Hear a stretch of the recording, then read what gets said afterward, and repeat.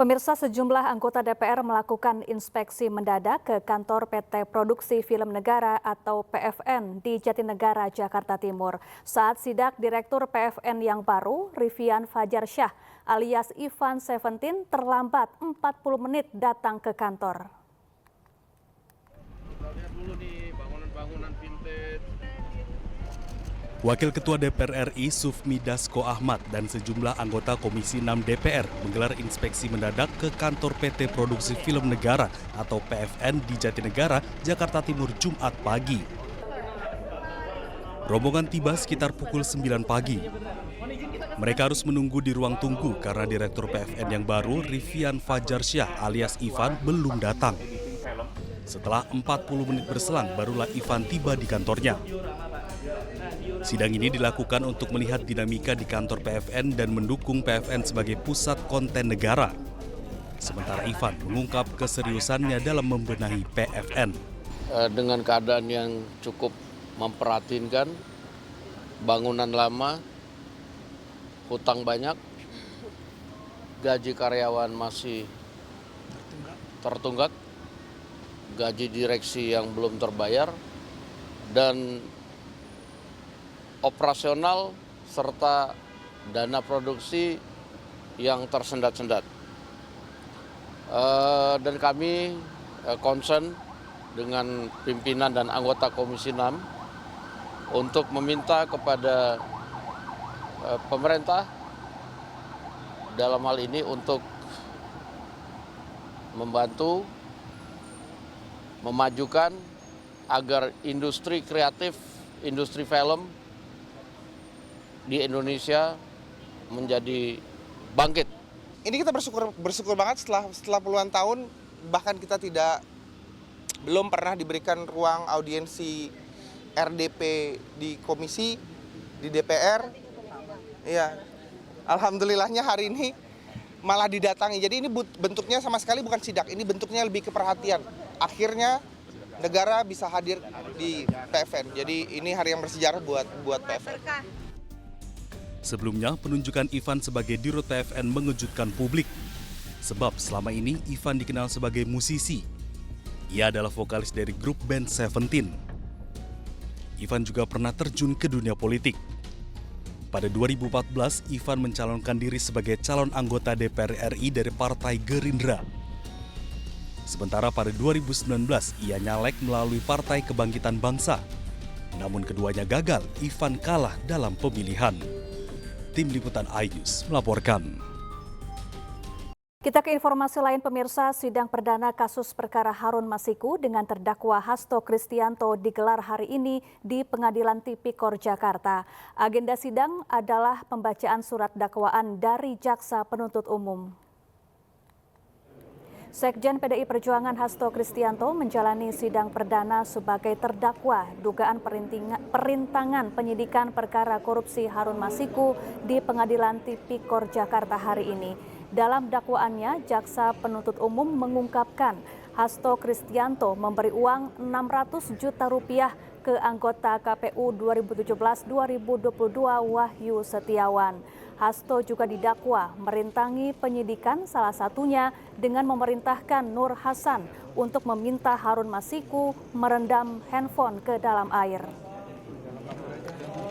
Bersama-sama Doni Tri Istiqomah, Saiful Bahri dan Harun Masiku telah memberi uang sejumlah 57.350 dolar Singapura atau setara 600 juta rupiah kepada pegawai negeri atau penyelenggara negara, yaitu kepada Wahyu Setiawan selaku anggota Komisi Pemilihan Umum Republik Indonesia periode tahun 2017-2022 yang diangkat berdasarkan keputusan Presiden Republik Indonesia nomor 43/P tahun 2017 tanggal 10 April 2017 tentang pemberhentian dan pengangkatan anggota Komisi Pemilihan Umum yang memiliki wewenang secara kolektif kolegial, antara lain melakukan pengambilan keputusan terkait tahapan-tahapan pemilu dan menerbitkan keputusan KPU terkait hasil pemilu bersama-sama Agustiani Tio Pridelina. Dengan maksud supaya pegawai negeri atau penyelenggara negara tersebut berbuat atau tidak berbuat sesuatu dalam jabatannya yang bertentangan dengan kewajibannya, yaitu uang tersebut diberikan dengan maksud supaya Wahyu Setiawan mengupayakan agar KPU RI menyetujui permohonan pergantian antar waktu atau PAW calon legislatif terpilih daerah pemilihan Sumatera Selatan 1 atas nama Rizky Aprilia kepada Harun sengaja Masiku mencegah, merintangi, atau menggagalkan secara langsung atau tidak langsung penyidikan, penuntutan, dan pemeriksaan di sidang pengadilan terhadap tersangka dan terdakwa ataupun para saksi dalam perkara korupsi, yaitu dengan sengaja telah melakukan perbuatan mencegah, merintangi, atau menggagalkan secara langsung atau tidak langsung penyidikan terhadap tersangka Harun Masiku.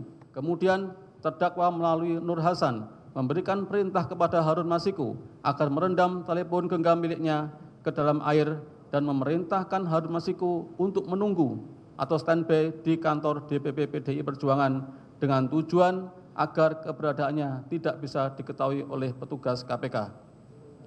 Pada sekitar pukul 18.35 WIB, bertempat di sekitar Hotel Sofyan, Cut Mutia, Jakarta, Harun Masiku bertemu dengan Nur Hasan, menindaklanjuti perintah terdakwa, dan atas bantuan Nur Hasan pada jam 18.52 WIB, telepon genggam milik Harun Masiku tidak aktif dan tidak terlacak. Selanjutnya, petugas KPK memantau keberadaan Harun Masiku melalui update posisi telepon genggam milik Harun Hasan yang terpantau pada jam 20.00 WIB bersama dengan Harun Masiku berada di Perguruan Tinggi Ilmu Kepolisian atau PTIK. Dan pada saat bersamaan, Kusnadi selaku orang kepercayaan terdakwa juga terpantau berada di PTIK. Kemudian petugas KPK mendatangi PTIK namun tidak berhasil menemukan Harun Masiku. Halo, selamat malam. Apa kabar pemirsa? Berita aksi unjuk rasa mahasiswa yang berakhir ricuh di depan Mapolresta Medan, Sumatera Utara tadi menjadi pembuka jumpa kita di iNews Prime. Kami juga memiliki informasi terkait sidang perdana Sekjen PDI Perjuangan Hasto Kristianto sebagai terdakwa dugaan perintangan penyidikan kasus Harun Masiku. Saya Syafaati Suryo, inilah iNews Prime selengkapnya.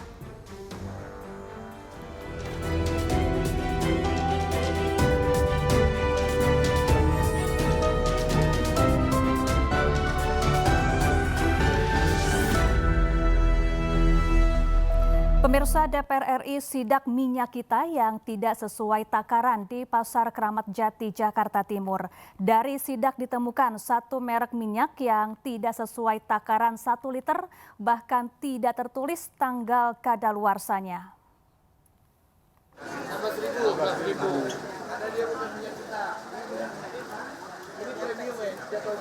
Nggak nyampe 800. Tapi ini bukan minyak kita, Pak.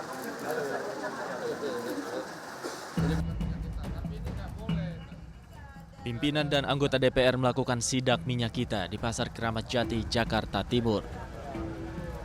Hasilnya ditemukan minyak merek lain yang hasil takarannya kurang dari 1 liter. Minyak merek Rizky itu hanya berisi 800 ml dalam satu botol kemasan. Selain itu, tidak terdapat tanggal kadaluarsa di botol minyak ini. Sementara untuk minyak kita yang ada di Pasar Kramat Jati, hasil pengukuran takaran yang ditemukan sudah sesuai dengan ketentuan, yaitu 1 liter per botol. Sudah seminggu ini harga sudah sesuai dengan HET, yaitu 15.700. Dengan harapan bahwa mudah-mudahan mendekati Lebaran, harga HET-nya bisa stabil di 15.700. Namun tadi juga kami temukan juga di salah satu penjual ada merek dengan minyak dengan merek lain dengan takaran yang kurang, kemudian harganya lebih mahal dan juga barcode-nya tidak bisa dicek dan tidak ada kadaluarsanya. Nah, ini nanti kita minta pada perdagangan untuk menindaklanjuti temuan dari kami pada hari ini. DPR meminta Kementerian Perdagangan untuk menindaklanjuti temuan ini. Sementara mendekati Lebaran, harga minyak diharapkan bisa stabil. Dari Jakarta, Naura Safikah, Tri Julianti, iNews melaporkan. Pemirsa, Menteri Perdagangan Budi Santoso mengecek harga minyak kita di Pasar Tomang, Jakarta Barat. Selain itu, Mendak juga mengecek stok kebutuhan bahan pokok dan memastikan akan terkendali selama puasa hingga Lebaran. Ini berapa harganya? Sesuai head, Pak. Cuma kembali. Harganya normal ya, sesuai HET. 15.700 ya. Menteri Perdagangan Budi Santoso didampingi Menteri Lingkungan Hidup Hanif Faisal meninjau harga minyak kita di Pasar Tomang, Jakarta Barat. Di pasar ini, minyak kita terpantau sesuai dengan harga eceran tertinggi, yakni berkisar Rp15.700. Takarannya pun sesuai dengan kemasan. Namun demikian, Mendak menyebut harga di setiap pasar dipatok dengan harga berbeda, yakni berkisar Rp17.000 hingga Rp19.000. Selain mengecek minyak kita, Mendak juga mengecek stok kebutuhan bahan pokok dan memastikan aman selama bulan Ramadan hingga Lebaran. Tadi kan sempat juga ngecek harga ya, beberapa memang sedikit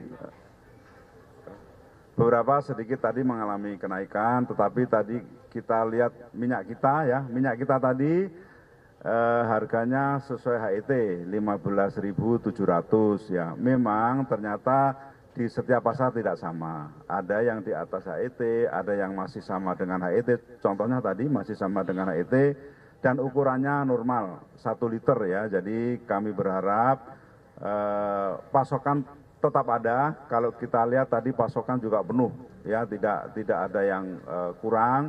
Jadi kita harap sampai Lebaran dan seterusnya ya, terutama menjelang Lebaran ini pasokan cukup, harga terkendali. Nanti kami juga minta tolong Pak Wali Kota Pak ya, bisa dimonitor terus kita bareng-bareng dengan pemerintah daerah untuk memonitor ketersediaan pasokan menjelang Lebaran ini. Tadi lihat daging sapi juga harganya ada yang 130, padahal harga acuannya 140, berarti masih di bawah harga acuan ya. Kita harapkan pasokan terjamin. Tadi menurut pedagang juga pasokan nggak pernah terlambat ya.